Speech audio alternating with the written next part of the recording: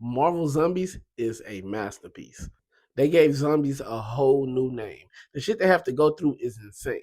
Like they have to deal with zombies, but they have to deal with super zombies. They have to deal with superheroes and supervillains who's infected by the virus. Since the Pym Lab went down, the tech that Ant-Man uses affected some of the zombies and caused them to grow at least 50 feet tall. So imagine running into a giant zombie. That's got to be the worst thing in the world. And not only just zombies, they had like giant cockroaches and shit going crazy all over the city. But this series was a tearjerker. It was definitely a lot of emotion in the air because there was a lot of sacrifice going on within the show. Starting off with Riri Williams, who basically told her suit to get Kamala Khan out of there and make sure she's okay. In which the story is kind of surrounding her and Wanda, in which I love because now they're giving Miss Marvel more time to really get introduced to a lot of people who really don't know about her character.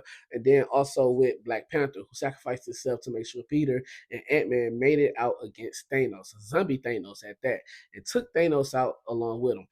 Then you also had sacrifices from the Black Widow family, basically like Yelena, who sacrificed herself for Lacey, but you also had Melena, who is also Yelena's and Black Widow's mom, who basically sacrificed herself for Lacey and for Yelena. Now, even though Lacey didn't sacrifice herself, he was tricked by the Queen of the Dead herself, who goes by Wanda Maximoff, aka the Scarlet Witch, in which she has so much more power now as a zombie, in which that's scary because she already had almost like endless power already, and now she's infected and she's more evil than what she used to be by tricking a lot of survivors into thinking that they found this euphoria where they're in a safe space, but the whole time she created a whole new reality where they've been eating on zombie parts, which caused them to get infected over time, and which Lacey got caught in the mix, and that's how he died. But one of the most badass parts in the show was the Infinity Hook, on where Bruce was no longer Hulk no more.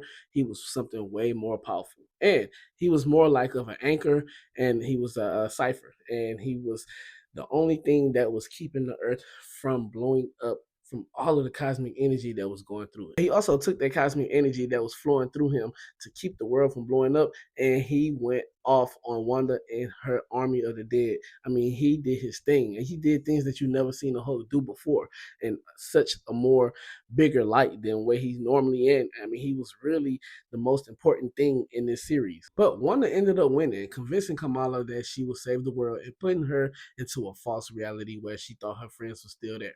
But we ended up getting a surprise of seeing that Riri Williams is still alive and she's trying to break her out of this trance. So there's an opening for season 2, and I can't wait. But until then, it's your boy Han Solo, and I'll be back with more content.